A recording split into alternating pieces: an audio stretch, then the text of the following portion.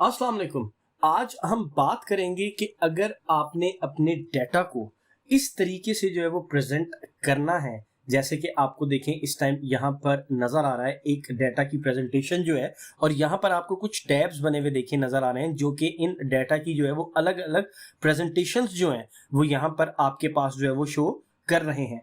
तो अगर आप इस तरह की कोई भी रिपोर्ट जो है वो जनरेट करना चाहते हैं तो वो आप बहुत ही ईजिली जनरेट कर सकते हैं, वो भी सिर्फ 2 से 3 मिनट के अंदर। तो आज हम इसी के बारे में जो है वो बात करेंगे। तो चलिए अपने टॉपिक को जो है वो स्टार्ट करते हैं। अब जैसे कि यहाँ पर आपको स्क्रीन के ऊपर एक डाटा नजर आ रहा है, ये एक सेल्स रिपोर्ट है सेकंड क्वार्टर 2022 की, जिसके अंदर कॉलम बी में सेल एजेंट नेम, सी में प्रोडक्ट के नेम और डी में जो है वो उनकी सेल अमाउंट और आगे फर्दर कस्टमर्स और ज्योग्राफी दी हुई है। सबसे पहले आपने क्या काम करना है, आपने अपने डाटा को जो है यहाँ पर सॉर्ट कर लेना है। इसके लिए हम क्या काम करेंगे, क्योंकि हमें अपने डाटा को सॉर्ट करना है सेल पर्सन वाइज और प्रोडक्ट वाइज, तो हमें टू जो है वो सॉर्टिंग करनी है इसके लिए। यहाँ पर उसके लिए हम यहाँ पर सॉर्ट एंड फिल्टर के अंदर आएंगे और यहाँ पर कस्टम सॉर्ट पे क्लिक कर देंगे। सबसे पहला लेवल जो हमारा है वो हमारा लेवल है सेल पर्सन का। उसके बाद हमने अगला लेवल जो ऐड करना है, अगला लेवल है हमारा आपका प्रोडक्ट का, क्योंकि हमने इसके अंदर जो है वो सॉर्टिंग करनी है दो कैटेगरीज को रखते हुए, सेल्स पर्सन को और प्रोडक्ट के रखते हुए। तो हमने दो लेवल्स इसके अंदर ऐड कर लिए हैं और यहाँ पर ओके पे क्लिक कर दें। तो आप यहाँ पर देखें अब आपका डाटा जो है वो सॉर्ट होके आ गया है सेल्स पर्सन वाइज और प्रोडक्ट वाइज। नेक्स्ट काम हमने क्या करना है, नेक्स्ट हमने ये करना है कि अपने इस पूरे डाटा को जो है वो सेलेक्ट कर लेना है। कंट्रोल शिफ्ट और राइट की एरो की प्रेस करनी है, कंट्रोल शिफ्ट और डाउन की एरो की प्रेस करनी है, तो ये आपका पूरा डाटा जो है वो सेलेक्ट हो जाएगा। उसके बाद यहाँ पर हम डाटा के अंदर आ जाते हैं और डाटा में आने के बाद यहाँ पर जो आउटलाइन दी हुई है यहाँ पर आके सब टोटल पे क्लिक कर देते हैं। अब जैसे ही यहाँ पर हम सब टोटल के ऊपर क्लिक करेंगे तो सबसे पहले हमने जो है बताना है कि हमने सब टोटल जो करना है वो किस चीज का करना है। यहाँ पर हम आ जाते हैं, यहाँ पर हमने सबसे पहले सब टोटल करना है सेल्स पर्सन का। सेल्स पर्सन में आके यहाँ पर अब हम क्या लेना चाहते हैं, फॉर एग्जांपल यहाँ पर हम एवरेज जो है हर सेल्स पर्सन की जो है वो एवरेज सेल जो है वो लेना चाहते हैं। यहाँ पर हम एवरेज लेते हैं और किस हिसाब से जो है वो हम एवरेज इसकी लेना चाहते हैं, अमाउंट के लिहाज से और कस्टमर्स के लिहाज से। यहाँ पर दो चीजों के लिहाज से जो है वो हम एवरेज लेना चाहते हैं कि कितनी अमाउंट और कितने एवरेज कस्टमर्स जो हैं इस बंदे ने डील किए हैं। यहाँ पर जो रिप्लेस करंट सब टोटल्स आपको टिक नजर आ रहा है, आप यहाँ पर इसे अनचेक कर दें, क्योंकि जब हम नेक्स्ट अपना ऐड करेंगे तो इसे हमें अनचेक ही करना पड़ेगा। और यहाँ पर ओके पे क्लिक कर देते हैं। अब आप देखें जैसे ही यहाँ पर मैंने ओके के ऊपर क्लिक किया है तो देखिए मैं स्क्रॉल डाउन करता हूँ, यहाँ पर आता हूँ, ये देखें यहाँ पर जो है ये आपको अजित अग्रवाल की जो है यहाँ पर एवरेज नजर आ रही है। उसी तरीके से अब जब यहाँ पर मैं मजीद नीचे आता हूँ तो यहाँ पर आप देखें अक्ष वर्मा की जो है वो एवरेज आपको यहाँ पर शो हो रही है। इसके अंदर उसने क्या काम किया है, जैसे कि एक सब टोटल का काम होता है, उसने कैटेगरीज बना दी हैं एजेंट वाइज और हर एजेंट की जो है वो उसके अंदर उसने जो है वो सब टोटल यहाँ पर आपको करके दिखाया हुआ है। अब इसके अंदर एक चीज ये है, यहाँ पर अब आपके पास जो है वो 3 कैटेगरीज जो है वो बन गई हैं, यहाँ पर 1, 2 और 3। आप देखें सबसे पहले 1 के अंदर जो है आपको एक ग्रैंड एवरेज दी हुई है तमाम सेल्स पर्सन की। अगर आप यहाँ पर 2 में आते हैं तो ये आपको सेल्स पर्सन वाइज जो है, ये सेल्स पर्सन वाइज जो है उसकी एवरेज जो है यहाँ पर निकाल के दी हुई है।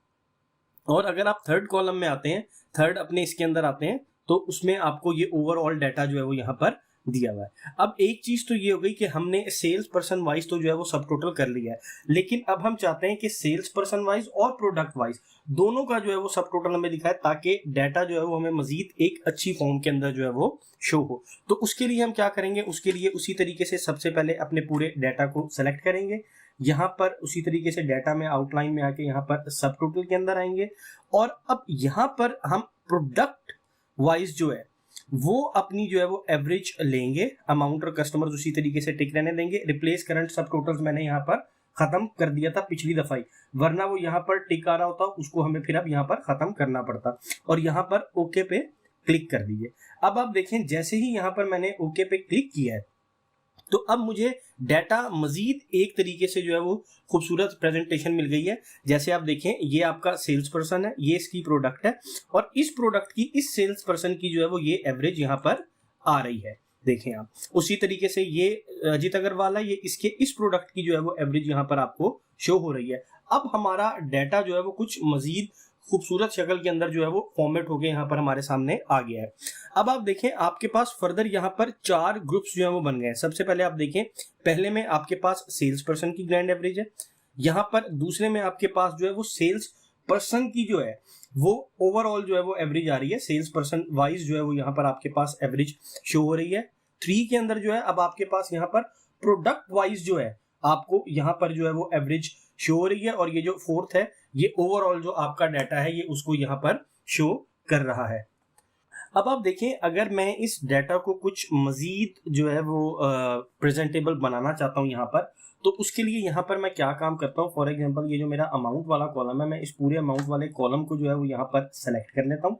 इस पूरे अमाउंट वाले कॉलम को यहाँ पर सेलेक्ट करने के बाद यहाँ पर होम टैब में आता हूँ, यहाँ कंडीशनल फॉर्मेटिंग के अंदर आता हूँ, और यहाँ पर डाटा बार में आके यहाँ पर कुछ भी जो है वो मैं अपना सेलेक्ट कर लेता हूँ। ये ग्रेडियंट फिल है, ये सॉलिड फिल है, मैं ज्यादातर जो है वो ग्रेडियंट फील्ड जो है वो यूज करता हूँ। तो यहाँ पर आके हम अपने ग्रेडियंट फील्ड्स जो है वो ले लेते हैं, यहाँ पर ब्लू कलर की ग्रेडियंट फील्ड्स ले लेते हैं। तो आप देखें यहाँ पर आपको कुछ और मजीद जो है वो डाटा की प्रेजेंटेशन जो है वो अच्छी लग रही है बार्स की सूरत के अंदर, कि किस किस तरीके से जो है वो यहाँ पर आ रही है।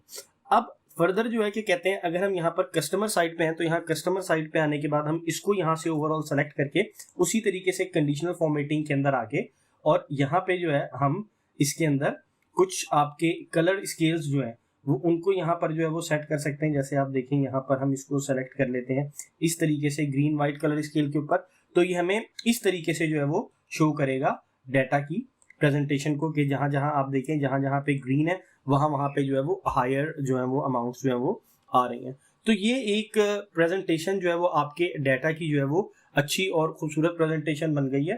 तो ये एक इस तरीके से आप अपनी कोई भी जो है वो रिपोर्ट बहुत ही क्विकली जो है वो जनरेट कर सकते हैं। अगर आपको इस तरह का कोई डाटा दिया हुआ है तो वो काफी ज्यादा प्रेजेंटेबल और मीनिंगफुल वे के अंदर जो है आप अपने डाटा को प्रेजेंट कर सकते हैं।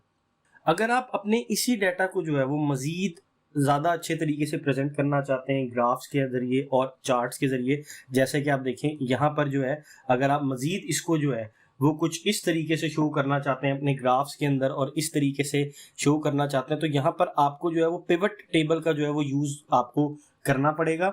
और इसके लिए जो है मैंने एक वीडियो जो है वो बनाई हुई है, उसका लिंक नीचे आपको डिस्क्रिप्शन में जो है वो मिल जाएगा, आप उसे भी जाके देख सकते हैं कि मजीद किस तरीके से हम अपने इसी डाटा को जो है वो और खूबसूरत तरीके से जो है वो प्रेजेंट कर सकते हैं। तो ये हमारा आज का टॉपिक था। उम्मीद है कि आपको टॉपिक जो है वो अच्छा लगा होगा। अगर आपको वीडियो पसंद आई है तो आप इसे लाइक एंड शेयर करना ना भूलिएगा, और कमेंट सेक्शन में जरूर बताइएगा कि आपको वीडियो कैसी लगी है, और चैनल को सब्सक्राइब भी कर दीजिए, बेल नोटिफिकेशन ऑन कर दीजिए ताकि आने वाली इस तरह की मजीद वीडियोस का नोटिफिकेशन जो है वो आप तक पहुंच सके। मिलते हैं आपसे नेक्स्ट लेक्चर में, तब तक के लिए अल्लाह हाफिज, अपना ख्याल रखिएगा।